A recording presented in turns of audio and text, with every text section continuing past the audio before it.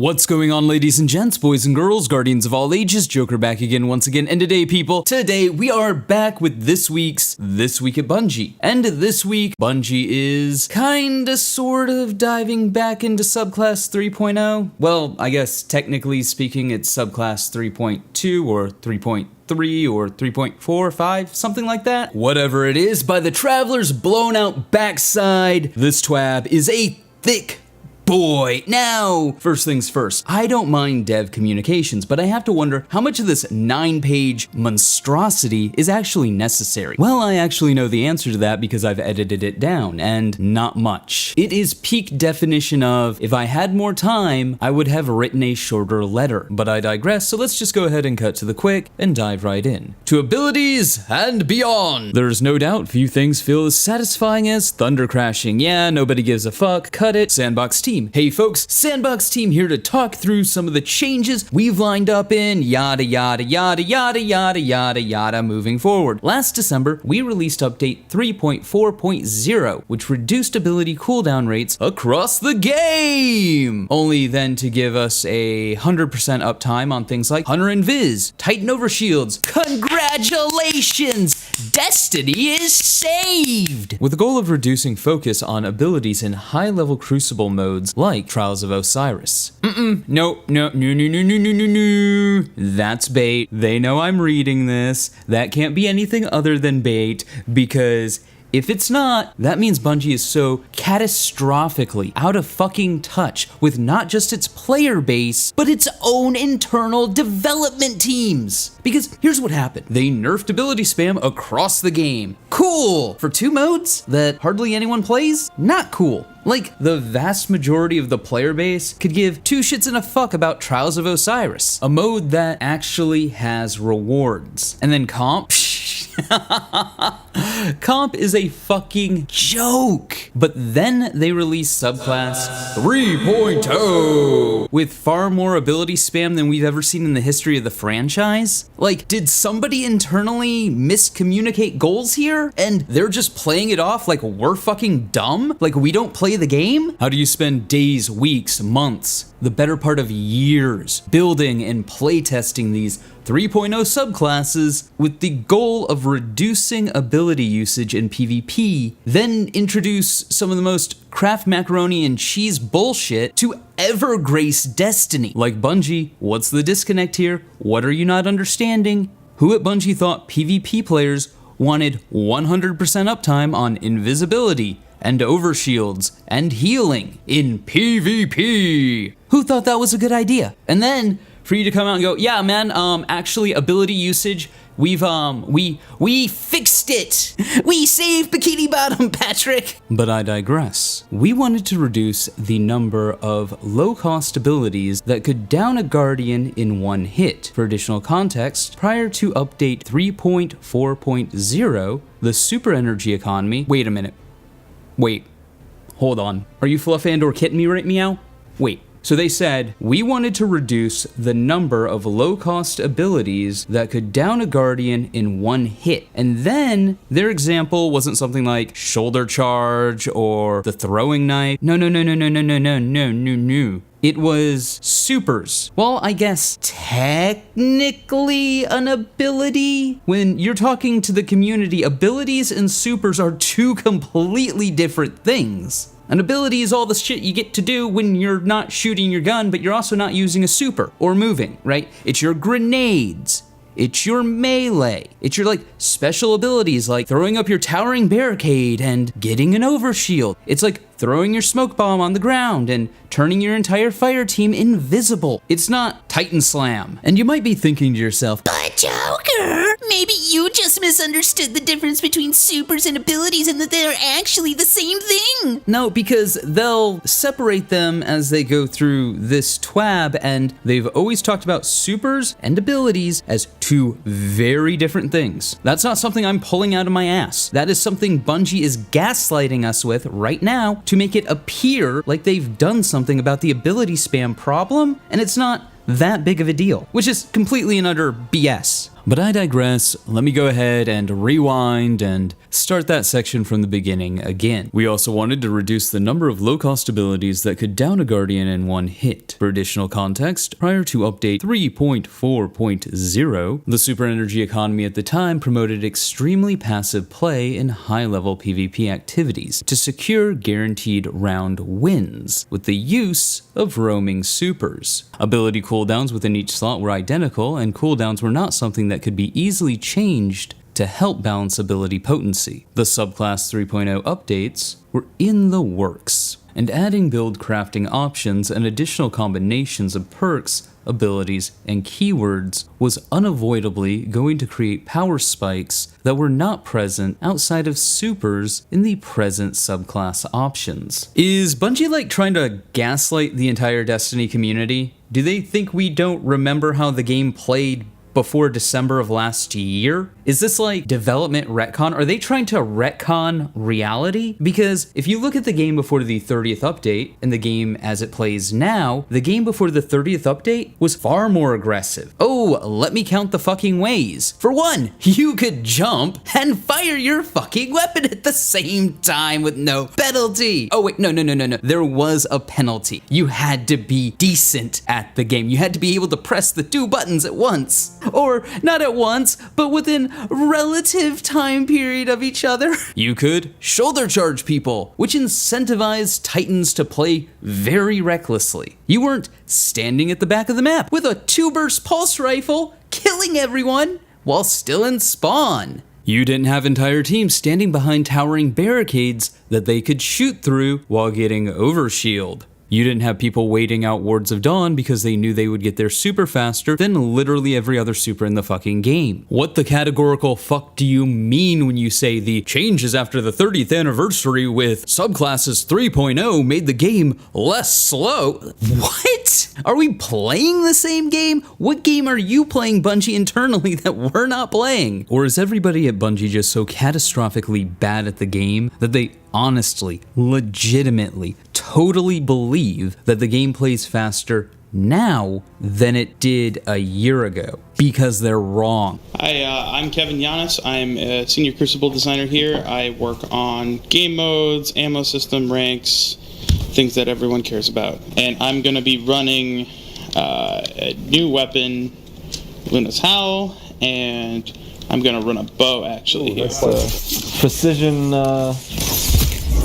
One of the things we're talking about, it's you touch one thing, it all breaks, all changes, and I know we play with various. All about information. Ooh, and aiming. Aiming is all.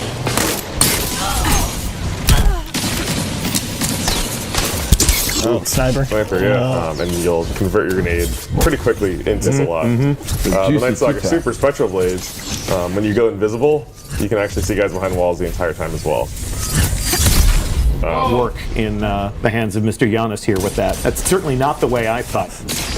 Yeah, there's so much like that changed with the core sandbox that makes the old exotics also really interesting and relevant again. They also mean PvE players as well. Of course, yeah. All these changes affect PvE. We've increased how effective shoulder charge is in PvE as well. Same with throwing knives and melee damage. Like all that stuff is relevant in PvE. Yeah. Yep. The final week.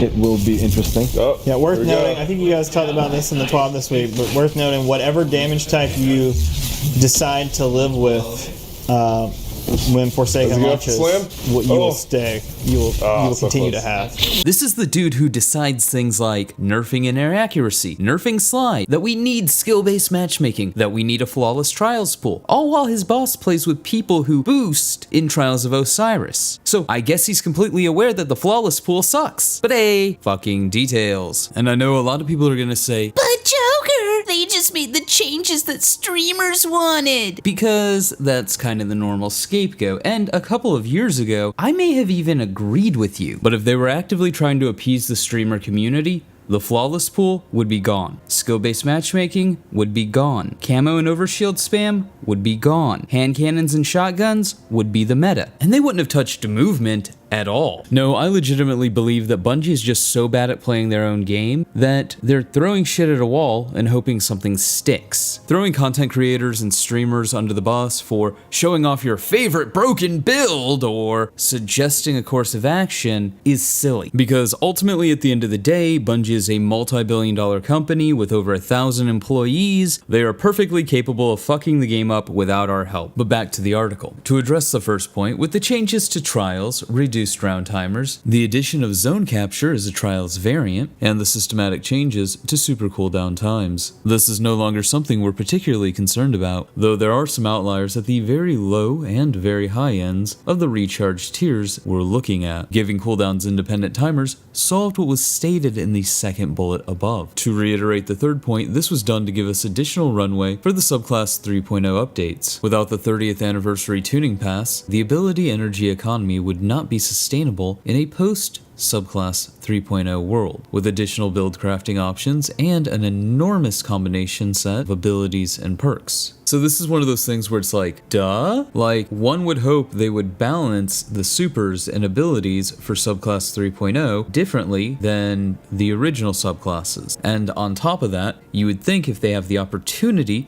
to design a new subclass system from the ground up, more or less, that it would be balanced differently than it originally was and not just bolted onto what already existed. Instead, the uptime of natural game abilities has taken the spotlight as the most vocal pain point for our players, particularly in the Crucible. Spoiler alert, they're not going to be doing anything about invisibility or Titan Overshield. Titan Overshield isn't even mentioned. And invisibility? Well, invisibility might have something done about it in 3 to 6 months. And to me, this is hilarious because these two things have been kind of annoying in PvP for the better part of a year, and Bungie still doesn't know what they're going to do about it. Okay. In the long term, we plan to do another holistic pass on the ability energy economy to bring outliers in line to get our baseline closer to the 60-40 gunplay ability goal we laid out previously for the Crucible, and better enable our PvE activities to challenge players while letting subclass fantasies shine through. So, the jaded, cynical part of me, who has been playing Destiny for way too long, can't wait to see how they internally mix message the shit out of that. At the same time, that is the proper direction. I'm sorry, PvE casuals, PvE is easy, and this isn't relative. This isn't like a But Joker, easy is relative, it's subjective. casuals. This isn't Dark Souls. This is Destiny. Even at its hardest, it's still really easy. Like, your builds do most of the work for you. There's like a handful of weapons that you need to use. They're really easy to get, and honestly, ability energy and ability spam does most of the work for you.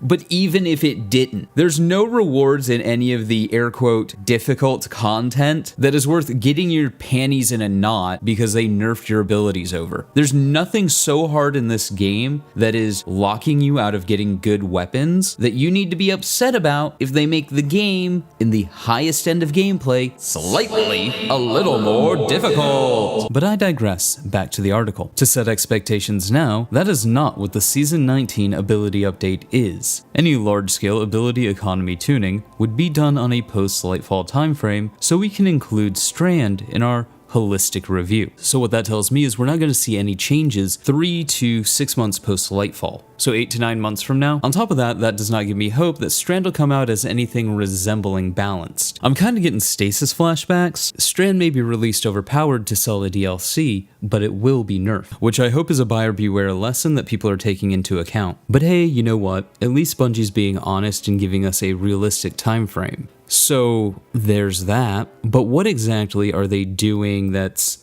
not 6 months to almost a year down the road? For Season 19, our primary goal is to more closely normalize the power of our existing subclasses, giving us more of a standard baseline that we can use for future tuning. This is coming to targeted updates to outliers on the high and low ends of the light subclasses and Stasis. Let's get into it. Solar. With Solar 3.0, our goal was to get persistent healing in a place where it felt viable in high-end PvE. However, with the update to Resilience that released alongside Solar 3.0, Restoration has proved to be too powerful in our current suite of activities, and has been a particular pain point point in high-level PvP. See what I mean when I say it sounds like there's multiple teams within Bungie, all working on different updates, but none of them coordinating? None of them talking? None of them even comparing notes? Or thinking 3 steps down the line? To that end, we are making a small adjustment for restoration ×1 and a larger adjustment for restoration ×2 to make sure that a careless player can still be punished by an opposing guardian or a particularly crafty PvE combatant. Restoration ×1. Base healing rate reduced from 25 to 20 health per second. 40 health per second in PvE activities, down from 50. Restoration ×2. Base healing rate reduced from 40 to 32.5 health per second. 65 health per second in PvE activities, down from 80. No longer stacks with healing rift healing. The stronger heal over time value is prioritized and will stop the weaker heal over time value from taking effect. Overall, we're content with the potency of Radiant and its place in the sandbox, but in its current state, its uptime has no meaningful drawbacks, so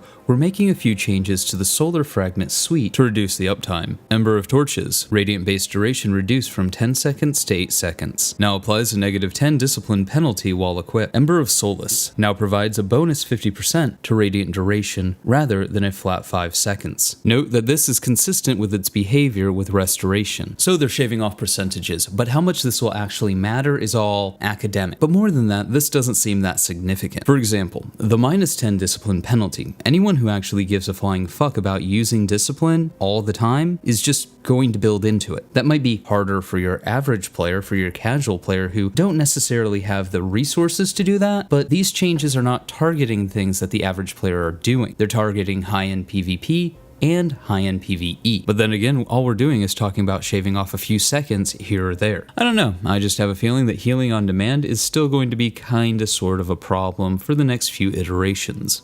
Next up, Knock 'em Down. Golden Gun now provides 15% bonus damage resistance to Deadshot Golden Gun and no longer provides bonus duration. No longer provides 15% damage resistance to Marksman Golden Gun. I'm sure the hunters are seething. Blade Barrage bonus projectiles reduced from 5 to 3 per group. It now releases a total of 20 knives, down from 24.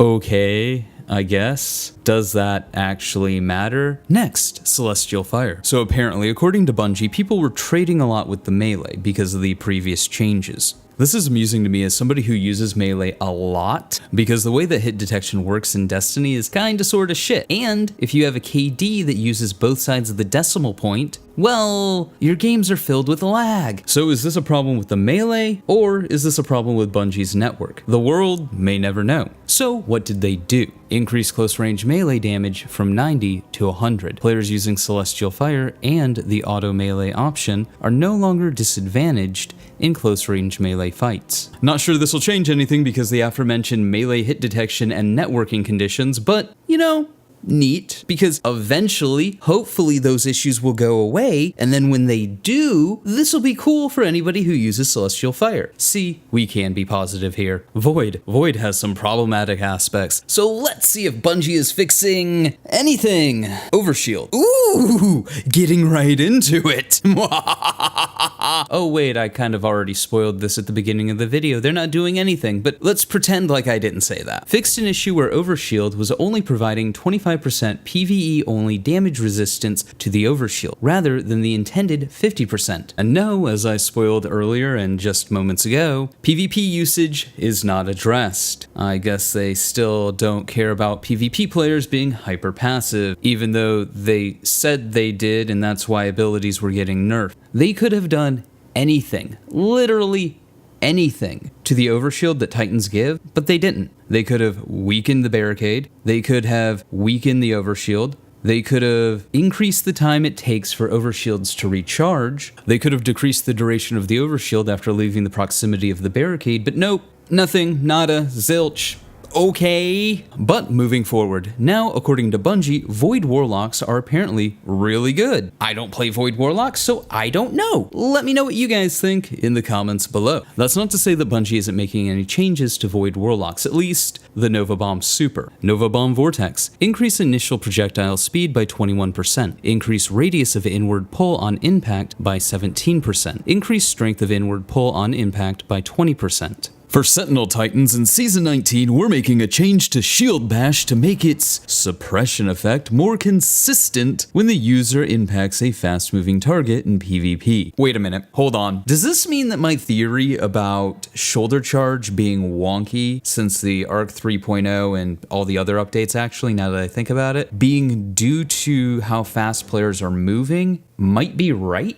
Its current implementation results in far too many whiffs on quick targets, especially while the target is airborne. So what did they do? Shield Bash improved reliability of applying suppression. As we previously announced in Season 19, the damage bonus provided by Divinity is being reduced, which we hope makes Deadfall Shadow Shot a more attractive option for situations like boss damage phases. Personally speaking, I still think that this is a dumb nerf because it's not going to matter that much. It's one of those things, it's like they did it to say that they're doing something, but realistically, it does nothing. However, even if it was the most egregious Salt got his way version of nerfing Divinity, we've gone from one mandatory weapon to multiple people having to have a mandatory super and subclass, which I think is just kind of dumb. I do. It really takes away the play your way mentality for the game. Now you're not playing your way, you're playing the very specific way that Bungie designed you to play for X, Y, and Z encounters. And I think that's kind of dumb. More so in an MMO, or a game that, you know, pretends to be an MMO, but hey, fucking details. So what do they do to Shadow Shot? Shadow Shot Deadfall. Increased tether anchor lifetime when triggered from 8 seconds to 12. Shadow Shot Mobius Quiver. Reduced tether anchor lifetime when triggered from 8 seconds to 6 seconds. They then go on to say, so we know invis is an issue, but oh shucks, we're not doing anything about it now or anytime soon. Maybe sometime within the next year, you know, after Lightfall comes out and after we've had a chance to kind of watch how Strand works, and it's all just, it's so fucking stupid. Invisibility has been an issue since it released. Everybody knew invisibility was going to be an issue, and yet here we are. Touch of Thunder storm grenades are a pain in the ass, and they're getting nerfed. Hey! Whoa. Did Bungie actually knock out one of the actual issues here? That's like 1 out of 8,752. Not bad! Touch of Thunder Storm Grenade. Decrease Touch of Thunder Storm Grenade's base roaming duration from 5 seconds to 4 seconds. Decrease the bonus lifetime granted by Spark of Magnitude to the Enhanced Storm Grenade from 2 seconds to 1.5 seconds. Updated Friend or Foe visual language. Previously, the Friend or Foe ring surrounding the Touch of Thunder Storm Grenade lightning strikes blinked on and off between strikes, and there was no indication within the cloud itself of whether it was friend or foe. Well, I figure taking damage while in the cloud is a pretty good indication. Sorry, I couldn't resist. Now the ring persists through the lifetime of the storm, and enemy storms have an additional VFX layer in the cloud itself to help differentiate them from those created by allies. Ballistic Slam will be getting a 16% buff in PvE. In the theme of this, Hunter's Tempest Strike is also getting a 30% buff in PvE, and Arc Souls is going from 35 damage to 60 damage in PvE. On top of that, Ball Lightning, increased travel range from 27.5 meters to 35 meters. Chain Lightning, increased damage in PvE against combatants by 50%. Chaos Reach also gets kind of a buff-ish, maybe. You get to use it kinda slightly sooner in PvP, so yay? Or something? Reduce base cooldown from 9 minutes and 16 seconds to 7 minutes and 35 seconds. I feel bad for Chaos Reach fans because it's supposed to be your I melt shit button, but it's not anymore, and Tickle Fingers has like Titan Slam, it's a roaming super, it does everything, it slices, it dices, it pulverizes. Chaos Reach fans, you have my complete and utter sympathy. But hey, moving forward. Stasis! Let's talk about Stasis. We don't have any intentions of returning Stasis to its original potency at Beyond Light's launch, but there are elements of Stasis that we swung very hard at with update 3.2.0.3 and 3.4.0 that have fallen behind our current sandbox power bar. Our first targeted change is to the slow status effect. In its initial form, slow did too much and penalized too many facets of player performance. But we aren't happy with its current form, which just feels like a stepping stone to freezing your target. We are making a measured change to improve slow's primary utility, reducing movement speed, and leaving slow's other effects where they are for now. Stasis slow, increase movement speed and penalty while slowed by 10%. So I'm kind of mixed on this. On one hand, you don't want abilities that are useless or feel like a waste of time to use. On the other, nobody, and I mean nobody, wants more nerfs, even if they're indirect, to movement speed or movement capabilities altogether. Cold Snap grenades have been falling under our reliability target for some time now. While things like Ozymancy gloves have helped solve that problem, Cold Snaps fail to find even slow-moving targets often enough that we felt like a change was necessary. Cold Snap grenades. Cold Snap Seekers can now adjust its trajectory for 0.5 seconds after creation, rather than immediately finding a target and traveling towards their last known position. With Duskfield grenades, we felt it didn't currently punish players in the area of effect who fail to relocate quickly enough. Duskfield grenades increase slow stack application rate on players by 13%.